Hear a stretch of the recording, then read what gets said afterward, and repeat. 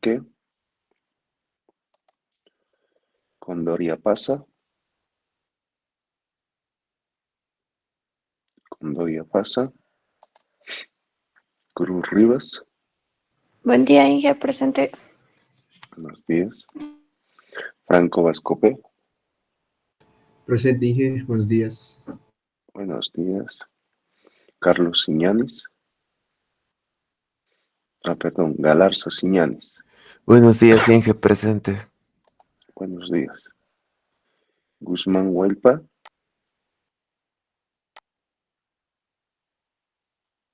Guzmán Huelpa.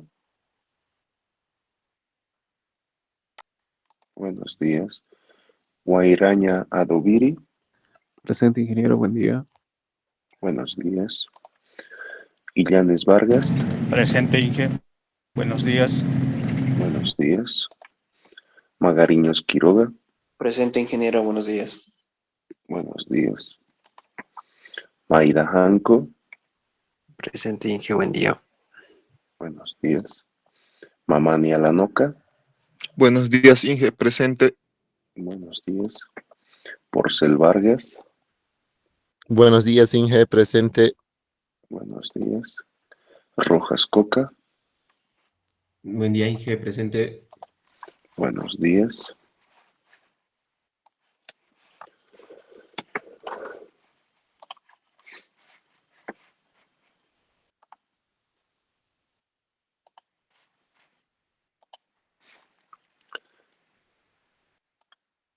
Romero Reque.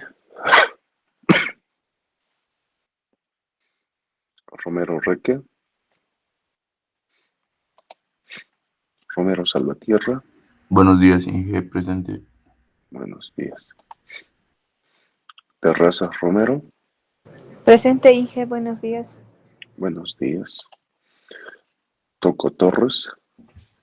Presente, ingeniero, buenos días. Buenos días. Trujillo Ledesma. Presente, ingeniero. Buenos días. Uraquina Rivas. Uraquina. Valdivia Pinto.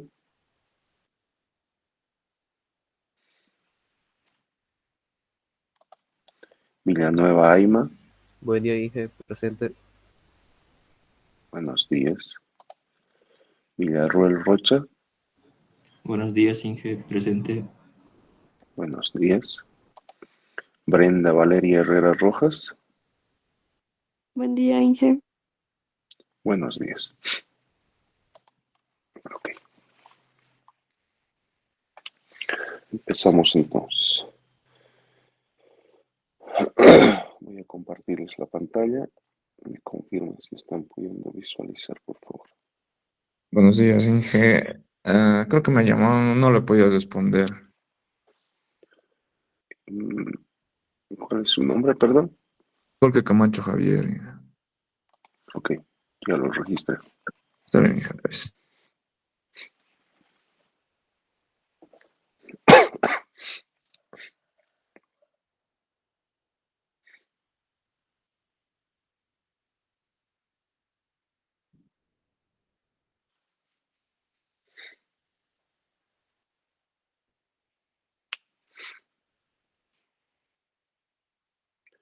¿Ya pueden visualizar, jóvenes?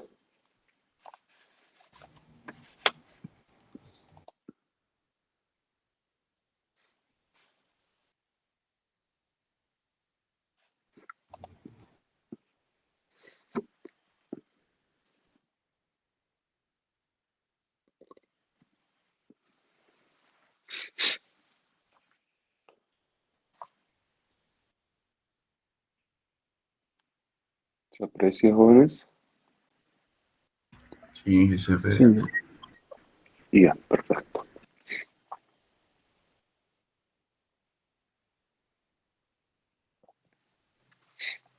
Muy bien. Entonces, ayer habíamos visto los principales componentes de la comunicación, qué es la telecomunicación, de qué forma se puede enviar esta información a través de ese canal. ¿Sí? Hemos visto radio digital, digital analógico, y cuáles eran los medios que componían o qué líneas de transmisión se podían usar a través de ellos, ¿verdad? Entonces, de lo último que hablamos fue de lo que es la modulación y la demodulación. Y aquí hacemos o les mostramos en la primera parte un diagrama de bloques de un sistema de comunicaciones básico, pero general, que me muestra todo lo que debe tener, ¿ya? Tres componentes principales: un transmisor, un receptor, que son los box grandes que tienen tanto a la derecha como a la izquierda, y el canal de transmisión o el medio de transmisión, como lo quieran ver. Punto A, transmisor; punto B, receptor; o punto B, transmisor, y punto A, receptor. En ambos casos debería funcionar. Cambia un componente. Si se fijan, lo voy a remarcar. Este componente. Si tengo un transmisor, sí o sí tengo que tener un modulador. Si tengo un receptor, sí, no marqué bien ahí, me equivoqué. Sí o sí tiene que tener un demodulador. Veamos la parte del transmisor. Tenemos nuestra señal original que desea ser enviada. Esa va a ser la señal moduladora, la información que se encuentra en baja frecuencia. Están pudiendo visualizar, ¿verdad? Ahí lo tenemos. Esa información, conjuntamente con la portadora de alta frecuencia, que los estoy marcando en azul, tienen que ser moduladas. ¿Qué es la modulación, Huáscar César Trujillo?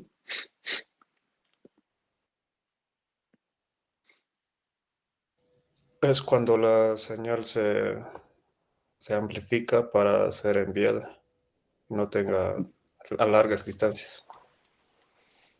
No es lo que habíamos indicado ayer, ¿no? ¿Alguien que se acuerde qué es lo que dijimos que era la modulación? Yo, Inge. Dale, Héctor. Es cambiar una o más propiedades de la portadora. Muy bien. Entonces, esta señal moduladora, información de baja frecuencia, va a modular a esta portadora de alta frecuencia. ¿Dónde? En el modulador. Le va a cambiar, como dice su compañero, un parámetro. Ya puede ser amplitud, va a amplificar su amplitud en función de la señal moduladora, o su frecuencia o su fase en ese modulador. Por eso ahí tenemos dentro del modulador un convertidor elevador. Lo va a convertir, lo va a moldear en función a la señal de información elevada a una frecuencia alta. Esa señal va a pasar al canal de transmisión. Antes de pasar al canal de transmisión, un punto importante que debemos de notar es que ha ocurrido en ese momento una traslación de frecuencias. Ahí lo tenemos. Se ha trasladado de una frecuencia baja que únicamente podía ir distancias cortas a una frecuencia alta que puede viajar distancias más grandes. ¿De acuerdo? Eso es pasado al segundo componente del sistema de comunicaciones, que es el canal de transmisión o medio de transmisión. ¿Qué ocurre en ese canal o medio de transmisión? Ocurre una propagación. ¿De qué? De una señal electromagnética. A esa señal electromagnética que ha sido modificada, convertida y elevada, se la conoce con el nombre de señal modular. Entonces, a través del canal está viajando una energía electromagnética que se denomina señal modular. Llega al destino. No tenemos la información original en el destino. Lo primero que hace el receptor es amplificar esa señal para poder recuperarla.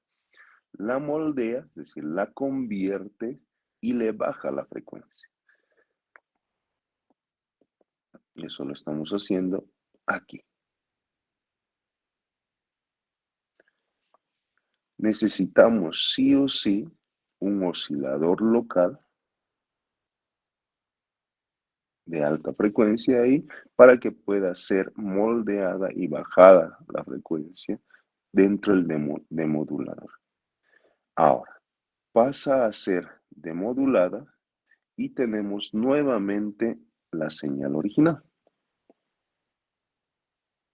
que es la información de baja frecuencia.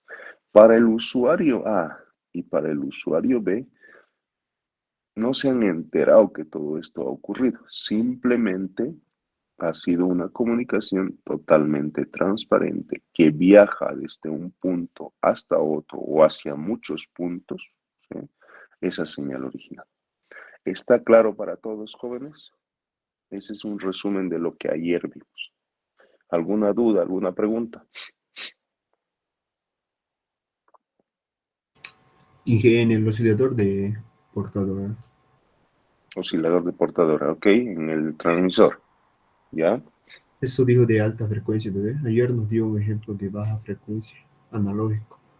¿O me estoy confundiendo? La de baja frecuencia es la señal de voz que nosotros manejamos. Enseguida vamos a ver el espectro electromagnético y vemos que la señal de información que queremos enviar, que generalmente es voz, es una señal de baja frecuencia. El oscilador siempre va a manejar una portadora de alta frecuencia porque necesitamos enviar la información a distancias largas. Entonces, mientras más alta sea la frecuencia, más lejos puede ir nuestra información, menos interferencias puede tener.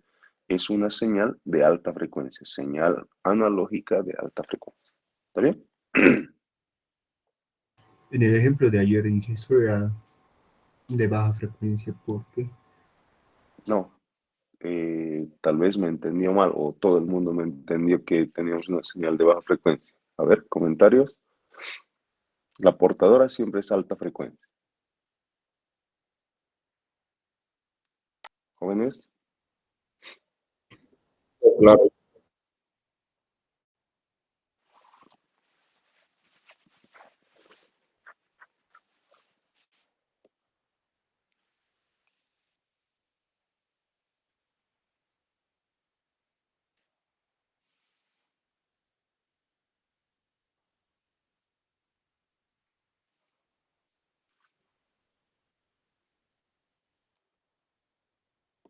Y ya, a ver, veamos acá, para que no se quede con la duda de su compañero.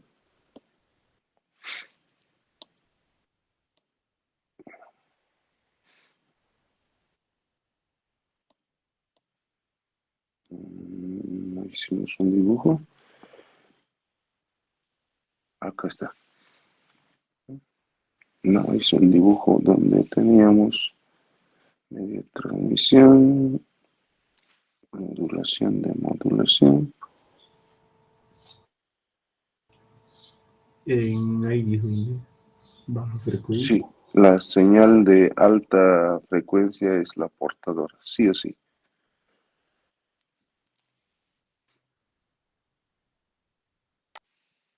Cursos digitales.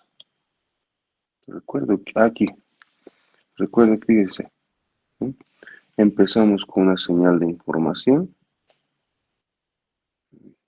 Acá estamos con esto ya. Aquí, fíjense en el dibujo que tenemos. Señal de información, lo podemos visualizar, baja frecuencia. Señal portadora, frecuencia alta. Sí o sí tiene que ser una señal de alta frecuencia. Y pregunté precisamente a uno de sus compañeros por qué debería ser, no recuerdo a quién, y me respondió que la razón para que sea alta frecuencia es porque tiene que viajar a largas distancias todavía, ¿no? Si me entendió mal, corríjalo, por favor. Tiene que ser una señal de alta frecuencia. Esa señal de alta frecuencia, que es analógica, es modificada en amplitud, en fase o en frecuencia para poder viajar. ¿Está bien? Acá está, fíjese, aquí está anotado. Portadora, señal sinusoidal de alta frecuencia.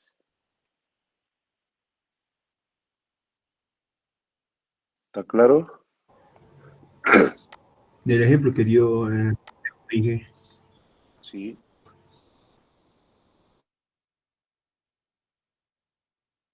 Dime, Álvaro. en el ejemplo que dio en la siguiente hoja, ¿Ya? dio una señal de portadora de baja frecuencia cuando el voltaje T es igual, haciendo la modificación de una amplitud, de una frecuencia y de una fase, se puede modificar de Ah, una información de baja frecuencia. esta hoja me dice, ¿verdad? En la hoja 4. Hoja 4. Ahí lo tenemos. Sí, es el primer ejemplo, es la señal analógica. Esta es la señal analógica de baja frecuencia. Les dije que esta es de forma general para nosotros una señal que va a ser transmitida.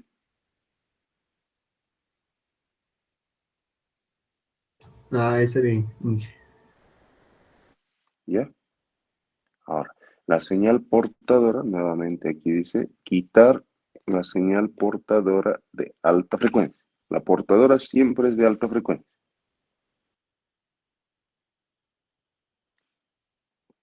En el nuevo diagrama acá, lo vamos a ver. Ahí fíjese, aquí tenemos de inicio, ahí donde estoy marcando con la flecha, y al final, la señal de baja frecuencia enviada hacia destino con el nombre de señal original. Esa es la de baja frecuencia. El oscilador lo que va a hacer es adicionar una señal o una portadora que nosotros denominamos que va a transportar esa señal, pero que es una señal de alta frecuencia. ¿Está bien? Sí. Perfecto. Espectro electromagnético. Esa información original que hemos visto pasa por el modulador gracias a la ayuda del oscilador, pues se convierte en una señal modulada. Esa señal modulada se la conoce o se la denomina energía electromagnética, ya que la señal va a viajar en forma de energía electromagnética. ¿Por qué se la transforma en energía electromagnética? Para que pueda ser propagada y transmitida por ese canal, que para nosotros no es otra cosa que un valor de tensión variante en el tiempo o una corriente variante en el tiempo. ¿De acuerdo? Esa energía electromagnética se distribuye en un intervalo casi finito de frecuencia. No es que sea como en el dibujo, yo les estoy mostrando una única señal así. No. Podría tener varios armónicos y depende de la frecuencia a la que se encuentra, que puede estar ubicada en una u otra parte del espectro electromagnético. ¿Qué es la frecuencia? Acá justo tenemos el diagrama en la parte de abajo. Es la cantidad de ciclos que realiza en un determinado tiempo. Si estamos hablando de Hertz, estamos diciendo en un segundo cuántos de estos ciclos realiza esa señal periódica variante en el tiempo. ¿Está bien? Ahora, esa frecuencia es medida en Hertz, que es el nombre común que nosotros tenemos, pero en realidad lo que está midiendo es la cantidad de repeticiones que realiza en un segundo. ¿Listo? Entonces, también podemos decir que las unidades de la frecuencia son la cantidad de ciclos por segundo o 1 sobre segundo. En lo que son las comunicaciones o un sistema de comunicación, las unidades más usadas no van a encontrar hertz, ¿no? Van a encontrar kilohertz, megahertz o gigahertz, los múltiplos y los submúltiplos. Si tienen alguna duda, me cortan ese momento, por favor. Este es el espectro electromagnético de frecuencias, ¿no? Ese espectro electromagnético de frecuencias no es nada más que una barra de frecuencias que está separada en bandas y subbandas. Desde la frecuencia más baja, que está al lado izquierdo, hasta la frecuencia más alta. Si hablamos de elementos que componen o las bandas que componen este espectro electromagnético, vamos a decir que va desde lo subsónico, ¿sí?, hasta los rayos cósmicos. No todo es utilizado para las comunicaciones, pero todo este espectro es el que rige en lo que tenemos actualmente. ¿De acuerdo? Ahora, cada banda tiene un nombre y tiene un límite superior y un límite inferior.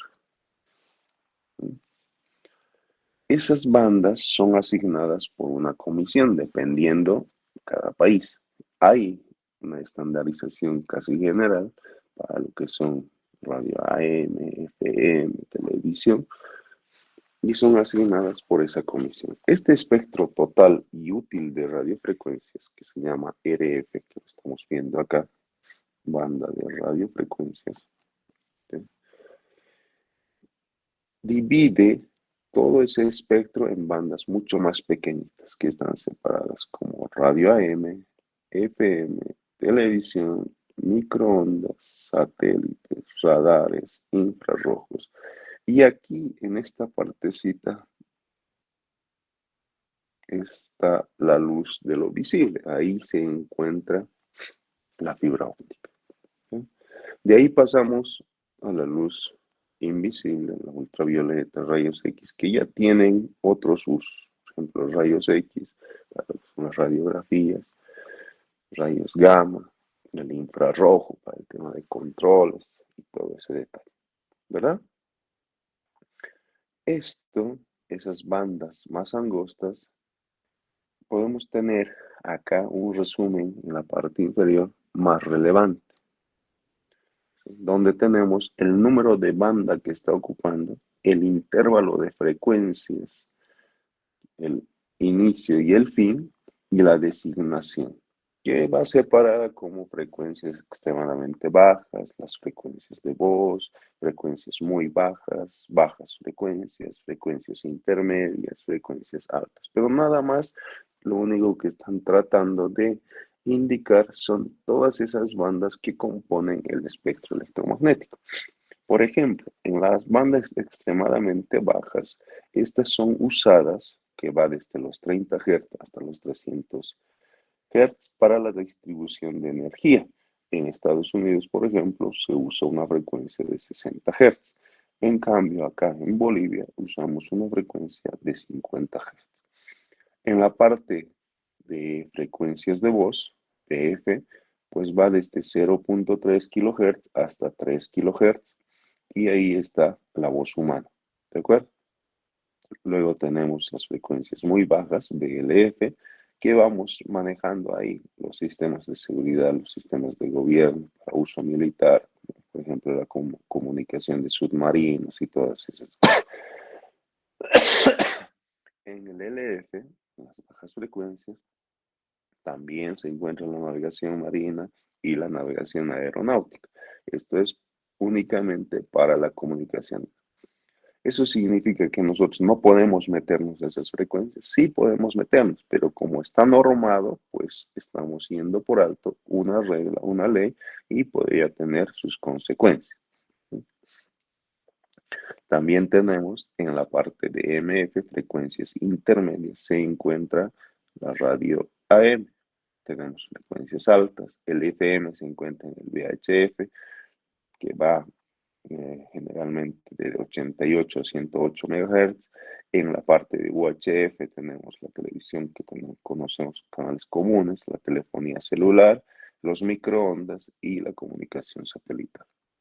Y como habíamos indicado hace un momento, en el rango de la luz visible tenemos lo que es la fibra óptica. Entonces, El espectro electromagnético no es nada más que una separación en bandas de todas las frecuencias y bautizadas con diferentes nombres. ¿De acuerdo? Seguimos. Este espectro electromagnético en comunicaciones no es muy común usarlo en base a la frecuencia, sino es mucho más común usarlo en base a longitudes de onda. ¿Ya? Y acá la tenemos en función a longitudes de onda. Como es inversamente proporcional a la frecuencia, pues a algunos posiblemente les complique o no pueden entender. Pues empezamos, si se fijan acá terminábamos en los rayos cósmicos. Pero cuando hablamos de este espectro electromagnético en base a longitudes de onda, pues se empieza en base a los rayos cósmicos, ya que es inversamente proporcional. Pero sigue siendo lo mismo, separación de bandas en función a longitud de onda, la cual está medida en nanómetros.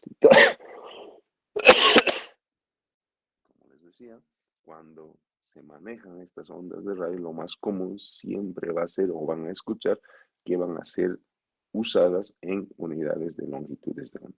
La longitud de onda no es otra cosa que la distancia que ocupa en el espacio, acá lo tenemos, distancia que ocupa en el espacio, un ciclo de una onda electromagnética. Y está definida de la siguiente forma: velocidad sobre frecuencia.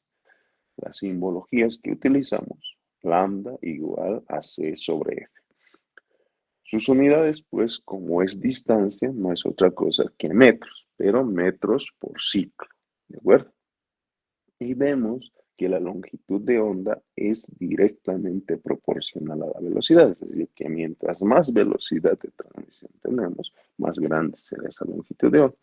O mientras más grande sea la frecuencia, más baja será esa longitud de onda.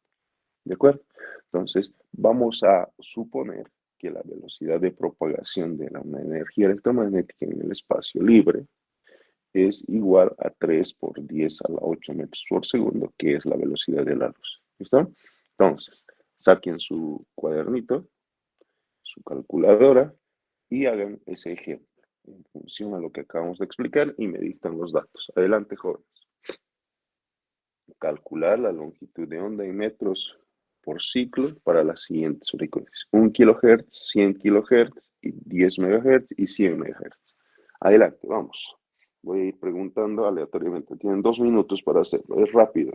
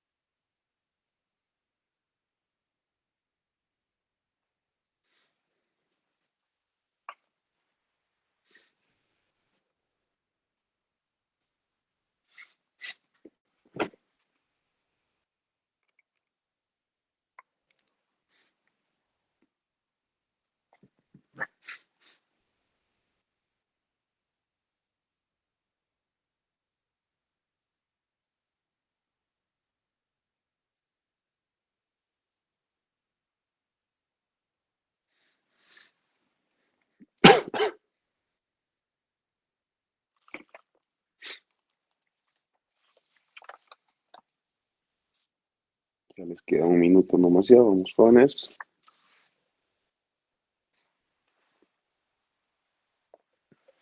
Es rapidito, facilito. Es una división, un cociente con la fórmula que tienen ahí y el valor de la velocidad de la luz. Tienen la frecuencia, tienen la velocidad de la luz. ¿Y qué van a encontrar? Pues longitudes de onda. Vamos a hacer uno y lo demás se queda para que lo realicen ustedes. ¿Listo? Vamos terminando. ¿Alguien tiene el primer valor? ¿Cuánto le sale?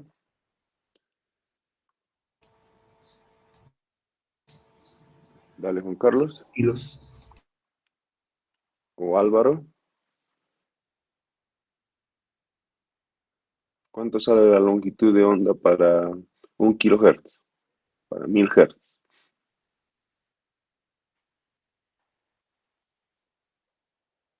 ¿Quién halló? 300 mini G. Sí, 3 por 10 a la 6 metros, ¿verdad? Sí. 300.000, correcto. Disculpe, Para el segundo caso, ¿me puede 3000. 3.000, correcto. Para el tercer caso, 30. 30 metros, la longitud de onda, perfecto. Para el último caso, 3. 3. Este ha sido un ejercicio a propósito, donde hacemos lo siguiente. Fíjense, longitud de onda, perdón, acá. Longitud de onda igual a la velocidad de la luz, 3 por 10 a la 8. Esto es simplemente lo que han hecho, ¿no? 3 por 10 a la 8. Primer caso, 1000 Hz. Y vamos a tener metros por ciclo. ¿Cuánto salió acá? 3 por 10 a la 6.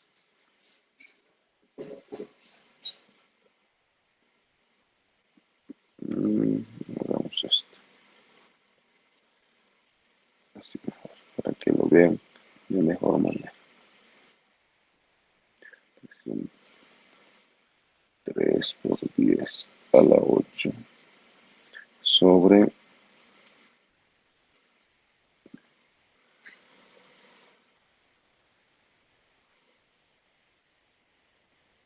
100.000 y tenemos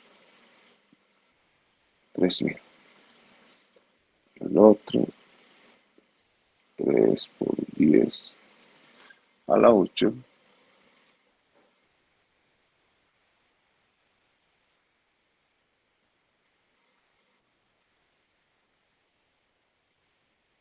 Hasta aquí vamos a hacer, ¿no? 10.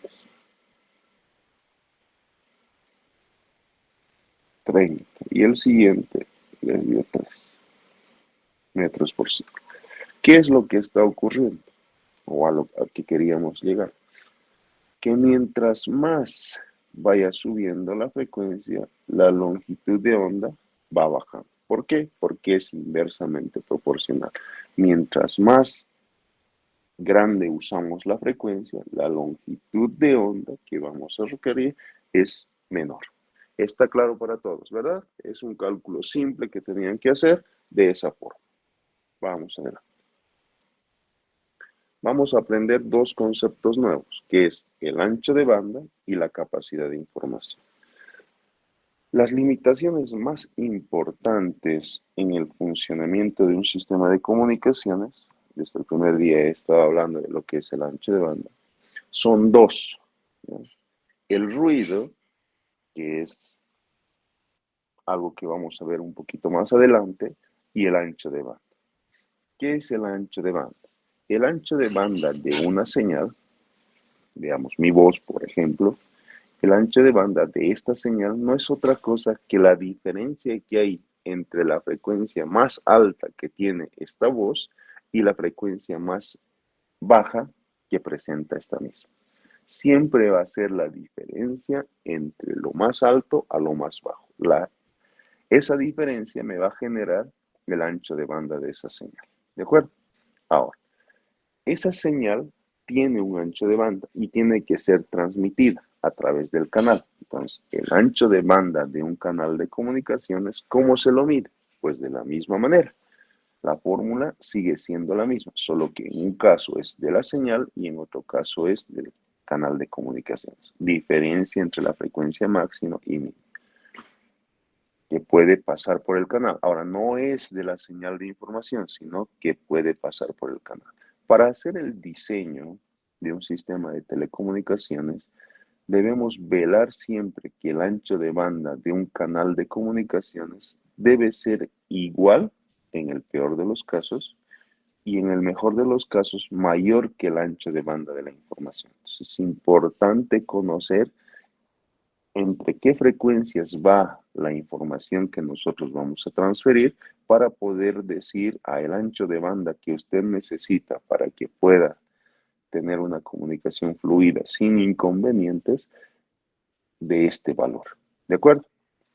Tiene que ser como regla, jóvenes, no se olviden, lo voy a remarcar acá, siempre igual o mayor que el ancho de banda de información. Entonces, es importante conocer inicialmente este ancho de banda de señal la cual me va a dar ese valor mínimo que debería tener este ancho de banda de un canal de comunicaciones. ¿De acuerdo? Por ejemplo, ahí abajo tenemos, la voz va desde los 300 hasta los 3000 Hz o hasta los 3 kHz si quieren. ¿Ya? Entonces, la amplitud, el ancho de banda, perdón, de la señal, pues no es otra cosa que la diferencia de esos dos, 2700 Hz. ¿Sí? 3000 menos 300. Ahí tenemos los 2700 Hz. Por lo tanto, el canal de comunicaciones que debemos usar para transmitir esta voz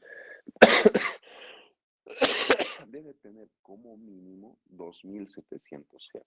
Si este canal de comunicaciones tiene un ancho de banda de 2000 Hz, pues no va a poder transmitir todas las frecuencias que nosotros tenemos en nuestra voz. Las frecuencias bajas van a pasar, pero las frecuencias altas no las van a pasar. ¿Está claro? ¿Alguna duda para todos?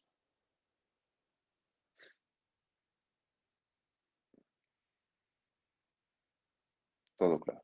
Ahora, si tenemos una transmisión de televisión por cable, cuya banda de paso es de 500 a 5000 kHz, ¿cuál sería esa amplitud o ese ancho de banda del canal de comunicación? Sencillo. 5000 menos 500, los 4500 kHz. Si está por debajo de eso, no va a transmitir correctamente. ¿De acuerdo?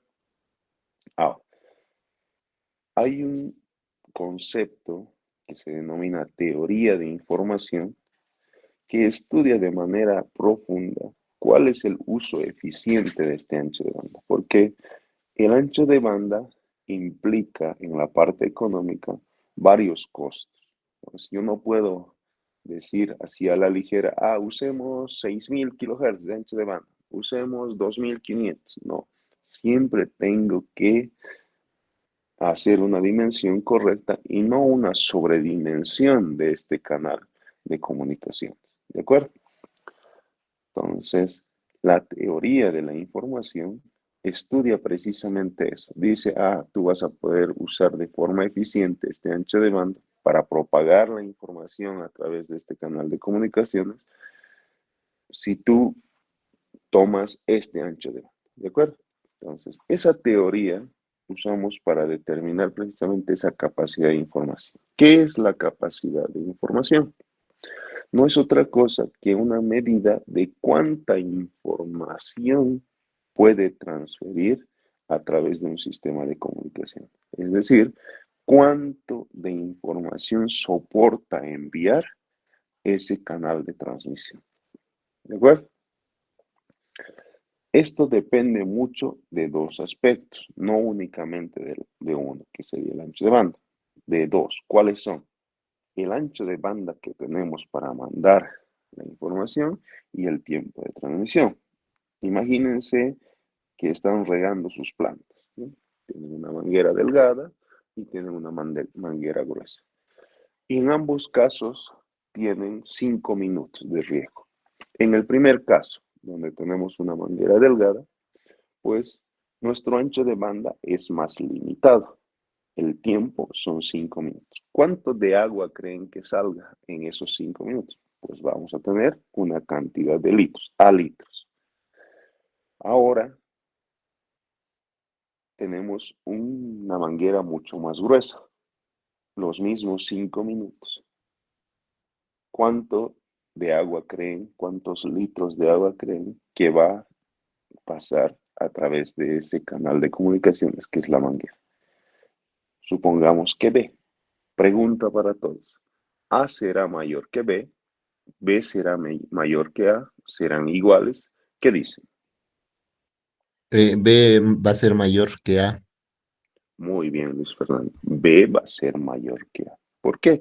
Porque al tener un mayor ancho de banda en el mismo tiempo, pues vamos a tener una mayor transferencia de información. A esto se lo denomina como capacidad de información, capacidad del canal. ¿Cuánto puede transferir en un determinado tiempo? ¿De acuerdo? ¿Alguien tiene alguna duda? Si estoy yendo muy rápido, me dicen.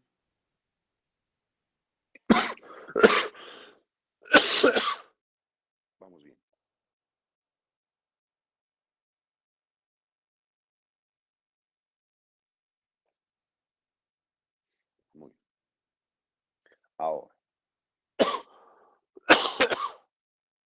si tenemos un mismo tiempo y el canal varía, pues obviamente la cantidad de información que transfiramos pues es mayor, pero no solamente depende de este canal y del tiempo, ¿no?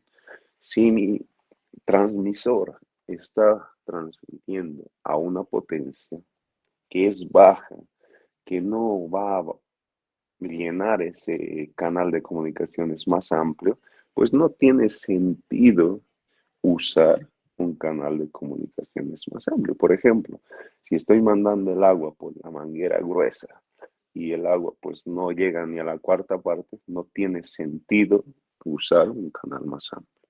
Si bien puede tener una capacidad de información mayor, en algunos casos no va a poder cubrir la totalidad de esa capacidad porque la potencia del transmisor es demasiado baja. Entonces, también hay que considerar la potencia del elemento A para poder hacer la transferencia de información.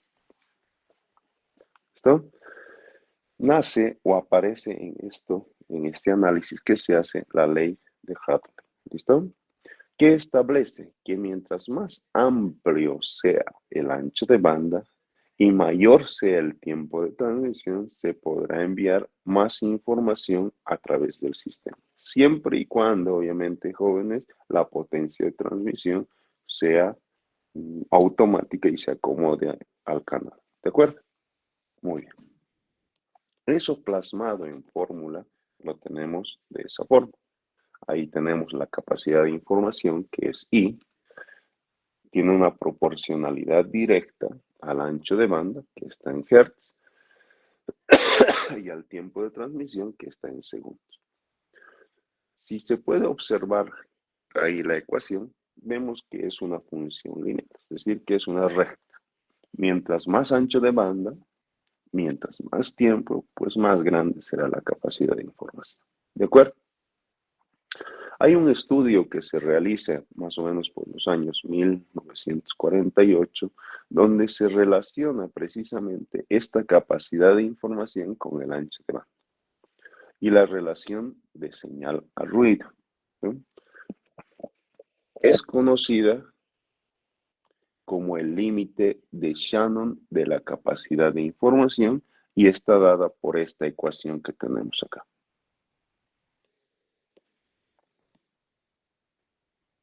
Ahí la tenemos. Si no tenemos inconvenientes de usar la ecuación en logaritmo base 2, podemos usar esa ecuación. Y si queremos usar en logaritmo base 10, podemos usar esa ecuación. Cualquiera de las dos debería funcionar sin ningún inconveniente. ¿Está bien? ¿En qué unidades vamos a tener la capacidad de información, que es I, en bits por segundo? Cantidad de bits por segundo. Perdón, que puede ser transferido. El ancho de banda, como ya hemos visto, frecuencia más alta menos frecuencia más baja, pues sus unidades son la cantidad de hertz. Y lo que es la señal a ruido, S sobre N, pues es una relación de la potencia de la señal a ruido, que como es una relación de potencias, pues es sin unidades. ¿Listo?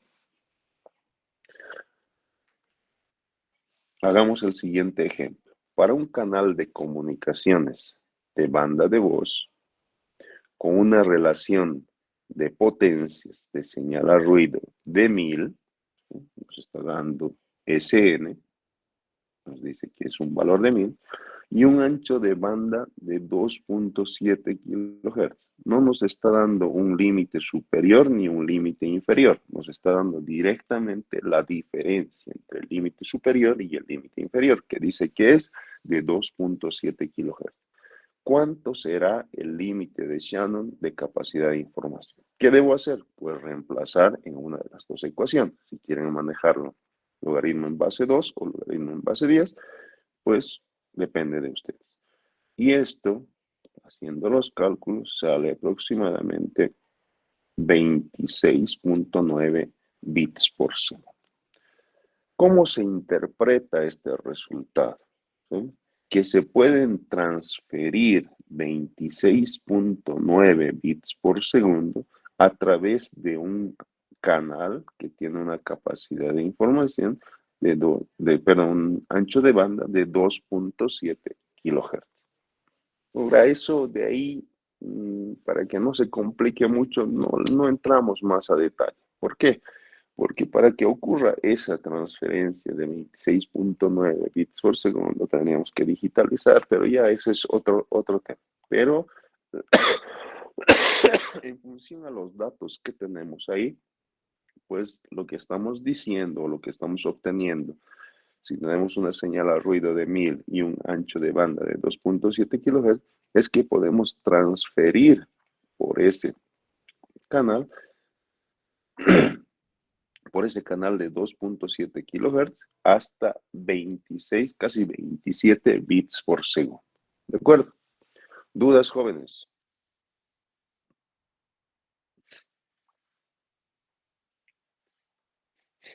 Ninguna. Sigamos. Modos de transmisión.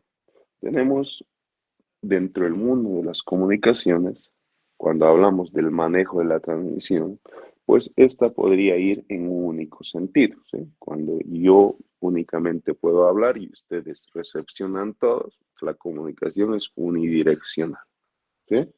O puede ir en ambos sentidos, ustedes podrían preguntar, podrían decirme algo, ¿sí? Esto podría ser al mismo tiempo o en tiempos diferentes. En función a eso, hay 3 modos de transmisión. Uno es el modo de transmisión simplex, que va en una única dirección. ¿Cuáles son los ejemplos de esto? Por ejemplo, la televisión, la radio, me cuentan una noticia, pues yo no puedo hacer nada y no puedo decir nada. ¿Por qué? Porque la comunicación es unidireccional. Me llega la información del transmisor hacia mi receptor, que podría ser la TV, la radio, y simplemente es esa comunicación en ese sentido. La segunda comunicación, half duplex, que se puede comunicar ya en ambos sentidos, en ambas direcciones. Pero la característica de half duplex es que no es simultáneamente, ¿sí? Hay servicios que son push to talk, que es decir, presiona para poder hablar, o lo que escuchaban ustedes antes con los walkie-talkies, que decía cambio, ¿no? Hablaba cambio. ¿Por qué? Porque usaban un único canal para la comunicación. Si los dos hablaban al mismo tiempo, no existía comunicación. Tenía que uno primero hablar, esperar que el otro dé la orden y hacía el cambio para poder existir la comunicación. A esto se conoce como half duplex. Y la comunicación full duplex, que es en ambas direcciones al mismo tiempo, que se utiliza para las llamadas celulares. Entonces, esos 3 modos de transmisión tienen precisamente ese canal o ese medio de transmisión. ¿De acuerdo? Ahora, ese canal de transmisión va a mandar señales electromagnéticas, como habíamos dicho. Entonces, debemos analizar esas señales. ¿Qué es un análisis de señal? Pues no es nada más que un método matemático que nos permite analizar y pronosticar el funcionamiento de un circuito en base a la distribución de potencia y la composición de frecuencias de la señal. Una señal, como les había dicho hace un momento, puede tener muchas frecuencias. Puede tener una única frecuencia. Entonces, el método matemático que puede pronosticar cómo se va a comportar, cómo va a funcionar este sistema o ese circuito, pues se llama análisis de señal. Y lo separamos en 2. Uno, podemos hacer un análisis de señal en el dominio del tiempo y el otro podemos hacer ese análisis de señal en el dominio de la frecuencia. ¿Está bien? En el dominio del tiempo es lo más común que tenemos. El osciloscopio, que seguramente han usado ustedes, ¿qué es lo que hace? Examina la señal en función del tiempo. ¿Qué vemos? Amplitud versus tiempo. Si se fijan ahí abajo tenemos un diagrama. ¿Qué estamos viendo? ¿Cuánto es la variación de la amplitud de la señal, que es variante en el tiempo, cómo se comporta a lo largo del tiempo. Pues, ¿qué va a tener esa señal? Pues va a tener un periodo, va a tener un valor de amplitud máxima, va a tener un valor de amplitud mínima y va a tener un valor de frecuencia que depende de ese periodo. ¿Sí? No es nada más que la representación en el dominio del tiempo de una señal sinusoidal, que es la que usamos para las comunicaciones, de una señal de frecuencia única. Tiene una única frecuencia, por eso es una única señal. Si tuviéramos varias frecuencias, pues aquí debería venir otra señal, otra señal. Estamos analizando ahí una señal de una única frecuencia. Ahora, la segunda forma de analizar esto es trasladarlo al dominio de la frecuencia. Cuando se hace un traslado al dominio de la frecuencia, y el ejemplo que podemos dar es el uso del analizador del espectro electromagnético. Esto sí ya necesita matemáticas más avanzadas, como ser la transformada de Fourier. ¿Qué es la transformada de Fourier? Es una serie, recuerden. ¿Qué es lo que hace? Pues cuando tenemos demasiadas frecuencias en una señal, nos muestra o nos da una serie que describe el comportamiento de esa señal. Y eso lo hacemos a través de la transformada de Fourier. Entonces, el analizador de espectro muestra qué frecuencias tiene una señal. Entonces, ahí abajo tenemos una relación de amplitud en función a la frecuencia. De esa misma señal que arriba habíamos visto, amplitud, tiempo, su variación, pues en el dominio de la frecuencia lo único que vamos a ver es qué frecuencia tiene. Ahí nos dice que tiene una frecuencia F y con qué amplitud está. No hay más. Esa es la representación en el dominio de la frecuencia de una señal sinusoidal, también de frecuencia única. Si fuera de diferentes frecuencias, pues aquí tendríamos la otra frecuencia, qué voltaje, qué amplitud. Tenemos otra frecuencia, 2, esta es la frecuencia 1, y tenemos qué voltaje, voltaje 3. Eso es lo que va a tener para una señal con múltiples frecuencias. ¿Está claro? ¿Alguna consulta? Jóvenes.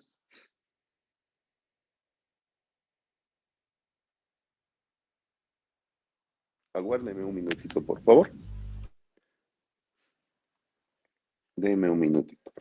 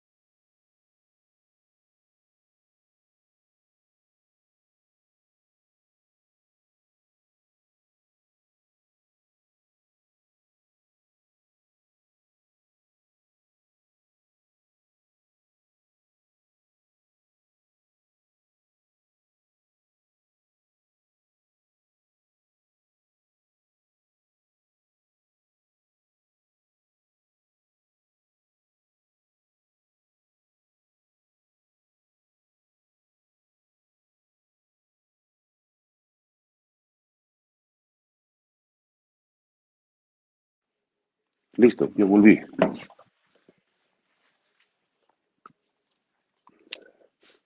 Ahí lo tenemos.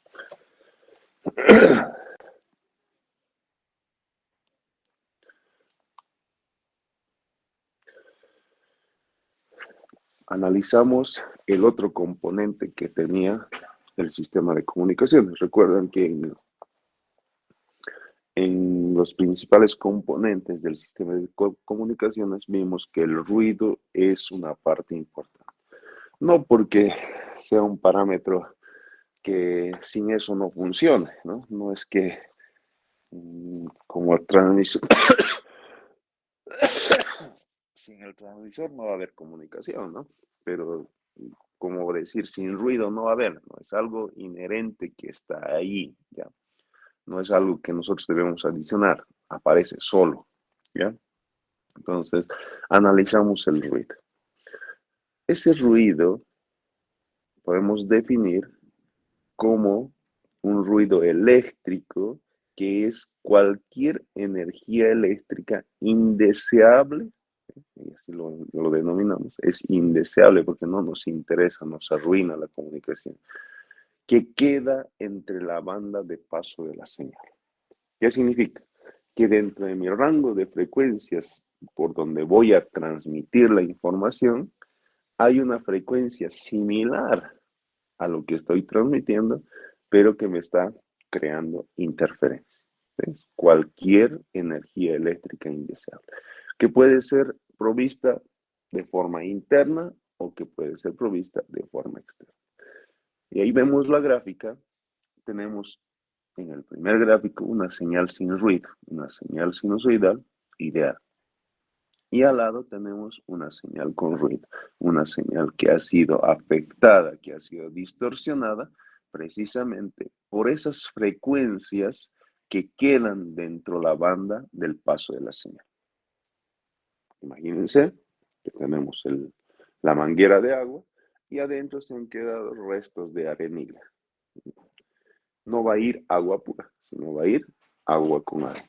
Esas son las señales de ruido indeseadas que me arruinan la comunicación. ¿De acuerdo? Ahora, esas señales de ruido se clasifican en correlacionados y no correlacionados. ¿Qué significa eso? La correlación implica una relación entre la señal y el ruido. Entonces, el ruido correlacionado, ¿sí?, el primero, solo existe cuando hay una señal, ¿sí? Esa clasificación ve el correlacionado. Si tengo señal que voy a transmitir, existe ese ruido. Se llama ruido correlacionado. ¿De acuerdo? Ahora, si no tengo señal que transmitir, pues no va a existir esa señal de ruido correlacionado. Y el no correlacionado, pues está presente siempre, haya o no haya señal. ¿De acuerdo? Empezamos por el no correlacionado, que puede ser externo e interno, ¿no? Hablamos de ruido externo cuando se genera fuera del circuito, fuera del sistema de comunicaciones. Y hablamos de ruido interno cuando se genera dentro del circuito, ¿sí?, dentro del sistema de comunicación. El externo, pues, lo tenemos ahí, siempre va a estar, como es el ruido atmosférico, el ruido extraterrestre y el ruido causado por el hombre. Son las tres derivaciones del ruido externo. ¿Qué es el atmosférico? Pues son todas las perturbaciones eléctricas naturales que se conocen dentro del mundo de las comunicaciones como la estática, ¿ya? Ahí estará el rayo, sí, está ahí el rayo. Esa es una perturbación eléctrica natural que afecta a mi comunicación. Pues ustedes se dan cuenta que este ruido externo atmosférico, cuando hay lluvia, por ejemplo, mi comunicación telefónica, si es afectada por esta interferencia o ruido atmosférico, pues se va a ver afectado. El extraterrestre, el ruido extraterrestre, no es que sea algo que lo generan los extraterrestres, no, sino es algo que viene fuera de la atmósfera terrestre, ¿de acuerdo? Esa señal eléctrica originada fuera de la atmósfera afecta a las comunicaciones satelitales especialmente. Cuando hay explosiones dentro del Sol, se generan ruidos cósmicos. Estos ruidos cósmicos vienen y afectan a las comunicaciones, especialmente a las comunicaciones satelitales. ¿De acuerdo? Y el ruido externo causado por el hombre, pues son todos aquellos mecanismos que producen chispas, generalmente en los conmutadores, ¿no? Cuando usted tiene un tomacorrientes, está enchufando, ese salto de chispa es un ruido externo causado por el hombre. ¿Alguna duda? ¿Alguna consulta?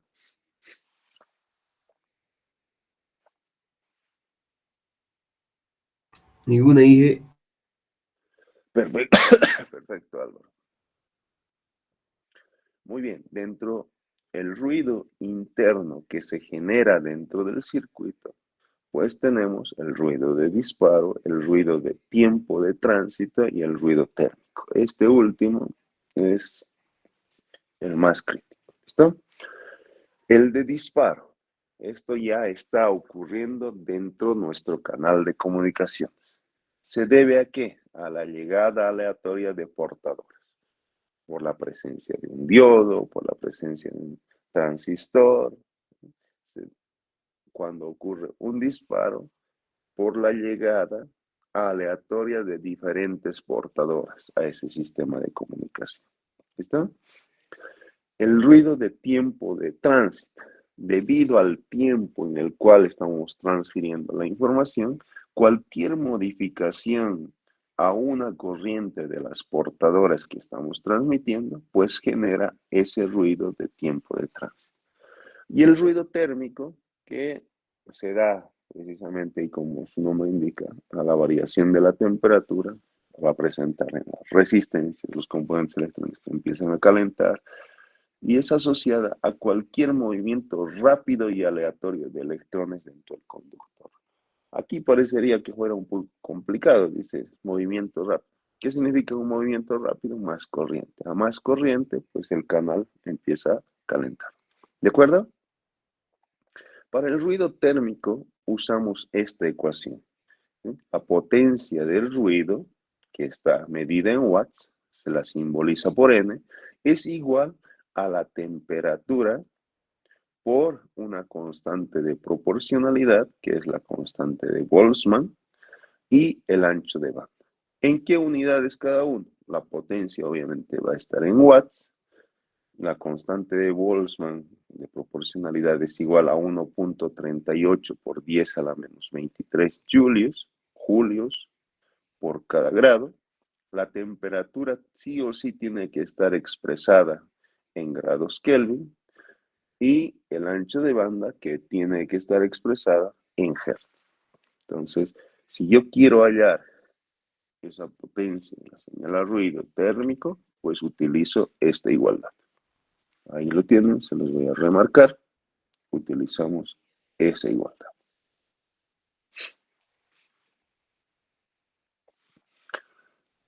Esta potencia de ruido expresada en comunicaciones no se usa mucho cantidad de watts, digamos, ¿no? Sino usamos decibelios referidos a 1 miliwatts, que son decibelios sub m, ¿sí? dBm. Entonces, si transformamos esa misma ecuación que teníamos hace rato, pues va a ser esta. Si quiero hallar la potencia de ruido expresadas en dBm, va a ser igual a 10 logaritmo base 10, ¿de qué? De la constante de Boltzmann por la temperatura y por el ancho de banda. Donde la temperatura, sí o sí, no se olviden, es el principal error que cometen, no está en grados centígrados, está expresada en grados Kelvin. Ancho de banda en Hertz y la constante de Boltzmann que hace rato acabamos de definirla, que es 1.38 por 10 a la menos 23 joules por grado. ¿Listo? Si aplicamos a esa ecuación lo que son las propiedades logarítmicas, tenemos esta que es la más común usar, pero si ustedes tienen la de arriba o se acuerdan la de arriba, pues simplemente con eso basta. Acá estamos separando, en el caso de que necesitáramos hallar cuánto ancho de banda, pues aquí ya lo tenemos separado y podemos saber cuánto ancho de banda, si tuviéramos la potencia del ruido expresado en dBm, tuviéramos la constante de Boltzmann, que es algo común, y la temperatura de transmisión. Generalmente esa temperatura de transmisión es o se la realiza a temperatura ambiente. ¿Listo? Muy bien, jóvenes. Son las 8 de la mañana. Necesitamos recargar, necesitamos alimentarnos. Ya no falta mucho, lo que tenemos que ver es la relación de potencia señal a ruido, pero necesito que hagan ese ejercicio ahí que se encuentra. ¿Listo? Entonces van a desayunar, eso les va a tomar 15 a 20 minutos y van a resolver este ejercicio en otros días. Les voy a dar media hora y después arrancamos de nuevo. ¿Les parece?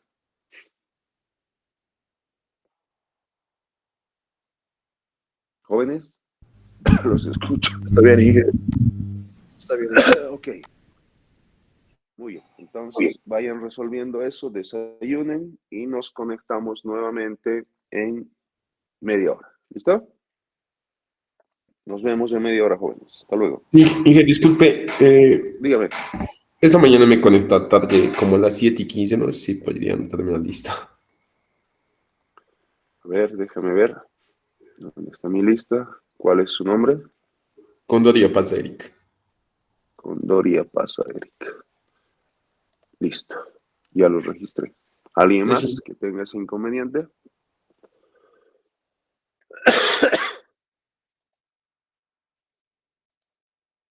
Nada. Perfecto. Nos vemos entonces en 30 minutos. Hasta luego, jóvenes.